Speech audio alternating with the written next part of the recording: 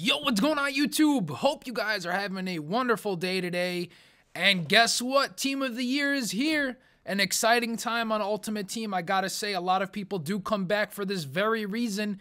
It's just a fun time, man. Lots of packs being open, lots of new teams that you'll see around with the Team of the Year players. Obviously, we only have the defenders now, and in this video, I'm gonna do a pack opening. Maybe we'll get one, who knows? But as I'm doing the pack opening, what I'll do is answer a couple of your Team of the Year questions since it's finally here. We're going to go over a couple of things to keep in mind. The first thing, a lot of you guys who can afford the Team of the Year players have been asking, when should you buy the players? Should you wait a little bit longer? Does he drop in price? Do you sell him now if you already have him to make the most amount of profit? Well, generally speaking, the way that EA does this is this. They'll release the defenders for a couple of days, then the midfielders, then the attackers, and then on the last day or two, they'll release everyone out at the same time. So that's when people go pack crazy. They'll be opening packs like crazy, and the prices tend to drop during that time. However, there has been times where the defenders go up in price after they are out of packs for a couple of days. So for example, let's say I go ahead and buy Sergio Ramos as he drops down to, 600,000 coins. Let's say he drops on the 600,000 coins. Then the midfielders come out. He's out of packs. He may go up to that 700,000 mark, maybe even higher. I'm not really sure. There has been times in the past where this has happened quite a bit, especially last year with the defenders, Piqué and Ramos went in price. And even the year before that, when Vidic was in the Team of the Year, I remember he went up in price as well after he was out of packs. Now, again, you only have a short period to do this. If he doesn't go up, you have to get rid of him right away because as soon as they're all out in packs again on that last and final day or last and final 2 days, they're just going to plummet right back down. But it's going to be tough to see what the market is like after Team of the Year in terms of the Team of the Year players. I don't know if they're going to go up in price since they're going to be out in packs. I don't know if they're going to go down in price. I'm not really sure about that. We'll have to see what happens to the market and kind of go by our predictions. Obviously, if you want to take a risk, you can take a risk and see what happens. By all means, if you want to take a risk and buy a player and just hold on to him for a week after Team of the Week, by all means, you can go ahead and do that. I mean, you never know what's going to happen. You may end up making a huge profit, and that's always a good thing. That's the whole name of the game. You got to make your profit in order to make coins. Now, another thing, a lot of you guys have been mentioning that Ibra's price went up by 100K. And generally speaking, that does often happen. I mentioned it in my previous videos that people in Team of the Year, if they are affordable, they'll go up in price. Someone like Ronaldo or Messi, they're always going to be very difficult to trade with because they're already so expensive. I think they're over 2 million coins, and they'd have to go up a substantial amount just so that you can get a decent return. Ibra, a little bit more affordable. Obviously, 1 million coins is still a lot, but if he goes up by 100,000 coins, you're still bringing back in about 50,000. So it was a good profit if you're able to afford him, but that's not really a realistic thing to look at. Not everybody has 1 million coins, and it's very difficult to trade with someone that's at 1 million coins. But it's also an example of what you can do in future releases. Like I said, there's going to be Team of the Season. There's going to be probably World Cup cards coming during the World Cup. So, it's always a good idea to keep in mind what to do for the future. Now, obviously, we do have midfielders coming out. One thing I'm not sure of, and this is going to be huge, I'm not sure if they're going to release Ribery as a left wing or a left mid or a cam. I'm not sure. I'm guessing he's going to come out as a left wing with the midfielders or a left mid with the midfielders. I assume that's what they're going to do. I don't think they're going to put him as a cam. If they do, that would be ridiculous. Having Ribery as a cam would be awesome on Ultimate Team, but I'm almost certain he's going to come out as a left mid, so you don't really have to worry about that. But he is going to be a player, much like Ibra, that will probably go up in price. If not, he probably already has gone up in price. The other ones, Xavi and Iniesta, I don't know what they'll be like. I mean, it depends. They might have crazy good stats and people might go crazy over them, but they're obviously two of the best midfielders in the world. So expect them to be expensive and expect their regular card maybe to go up a little bit since they're going to be out of packs for a while. The regular card, that is. Now, moving forward to what to do to make coins during the Team of the Year. Right now is going to be a terrible time to trade, guys. terrible time. Here's the reason. You might buy a card one day that's going for 8,000 coins, wake up the next day, it's already dropped to like 4,000 coins and you would lose coins. So trading right now is off limits. If you're a big time trader, I would just say hold off, wait till the market stabilizes a little bit, then continue to trade. Now, what you can do is monitor the consumables market. Monitor what their prices are going for. If you see them drop, invest into consumables. They are the best way to make profit, in my opinion, on Ultimate Team this year. They always have been.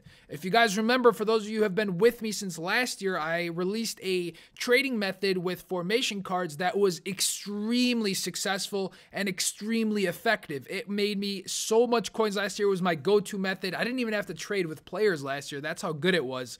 And it's the same thing this year with chemistry styles. Literally, they sell like crazy. A lot of people love them. It was a great addition to Ultimate Team, and they've kind of just replaced that method that I used to use, that formation method. The chemistry styles just replaced the formations, and it works the same. And I'll make another video for you guys, a trading video with this method that I'm talking about during the Team of the Year, because again, it's probably going to be the most effective way to trade as of right now. Trading with players, not a good idea. They're going to be jumping up and down throughout the Team of the Year releases. So be very careful if you want to trade with players. I actually suggest you guys don't even touch trading with players. It's going to just end up losing you coins. Now, another question that's common on Twitter is, will the prices of players go back up after the market crash? Generally speaking, they don't really go back up. I mean, they might come back up a little bit. They might recover a little bit. But as soon as you get a good Team of the Week, at that point, you know, players who aren't in Team of the Year, it's just going to go back down. So it stabilizes more than anything, I would say. Rather than saying go back up, I think it stabilizes, and that's the word we should probably use from now on, is that it will go back to being stable rather than keep going down or up. So it'll be at a point where it just stays the same and it just levels out for a while, and you'll be able to start trading with players again. Another question, when should you buy the expensive players back?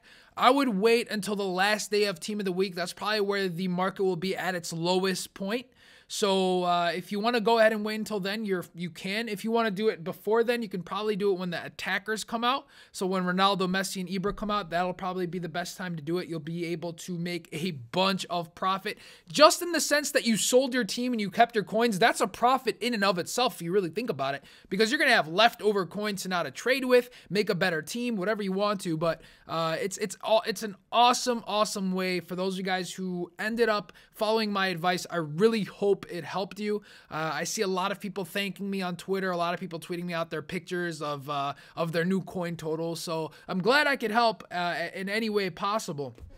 As far as informed silvers, to be honest with you guys, I'm not very familiar with the silver market. I don't really trade with it, so I don't take a look at it much, but from what I understand, they usually tend to hold their price. Maybe the informed silvers will drop down a little bit because everyone wants to sell them and get rid of them and get coins for either opening packs or trying to get that Team of the Year player. You know, a lot of people might have 500, 600,000 coins and they need that extra 100,000 to end up buying someone like Dani Alves or Ramos or Thiago Silva, whatever their price is going for. They might end up selling an informed silver for that price, or any inform for that matter, to try to get to that coin total and buy the player. Let's see what else we got on Twitter here. A couple of you guys asking if you should invest in Thiago Silva or Sergio Ramos, the regular card. I really think that even if you do take a risk, how much are they really going to drop, to be honest with you guys? So I would go ahead and do so, see what happens. You're not going to lose much. So if you want to take the risk, by all means, go ahead. I mean, the regular card was only going for, I don't remember, what was it, like 20K? So even if they go down, I doubt you're going to lose much coin. So if you're thinking about, oh, should I buy the regular player or not, I would go ahead and do so. You're probably going to end up making profit from what it looks like. Checking the price right now, Sergio Ramos's card is still going for 20,500. Not sure about Thiago Silva. Let me go ahead and check Thiago Silva for you guys real quick. Thiago Silva also going for 20,250 at the cheapest buy it now. So it doesn't look like his price is going up. For those of you guys who've been asking, so honestly, you're probably not going to make anything. You're not going to lose anything. I would just hold off on buying any of the normal cards. Players like Ibra are really the guys who are going to go up in price, as I mentioned before. If they're really popular and somewhat affordable, they will go up in price.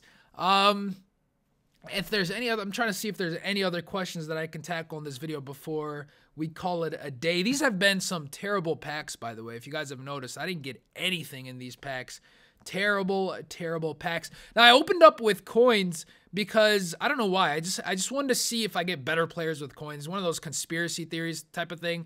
But in a future pack opening, I'm going to go ahead and open it with FIFA points. I always advise people never to open packs with coins because it's the worst thing you can do, especially at this point, since you have to get a really, really good player to end up making something. And obviously, I haven't gotten anything to even make back the 160,000 or whatever it was that I started with opening packs. But you know, the good thing is that on my trading account, I can always transfer coins over to this account anytime that I need, because my trading account is always loaded, at least with over 1 million coins, because I keep trading and trading and trading on that. I always have spare coins. A little bit off topic there, but that's going to be pretty much it for this video, guys. I'll do more pack openings throughout Team of the Year. Again, it's an exciting time. This is going to be our last pack for now. Probably load up with some FIFA points later on, maybe later today, tomorrow. We'll see what happens. Maybe we'll wait for the midfielders. And we get Cavani in our last pack. I guess it's a good way, a decent way. And Santi Cazorla, not bad. Not a bad way to end the pack opening, I guess, even though they don't go for much. Not a bad way to end the pack opening whatsoever.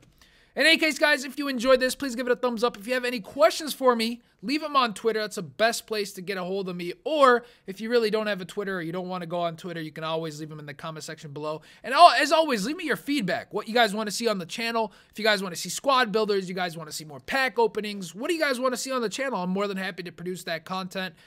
As always, I want to please the fans. Thank you guys for viewing. And if you guys want to see FIFA content, make sure you subscribe to the channel. I mean, what else you gonna do? Catch you guys all tomorrow. Later.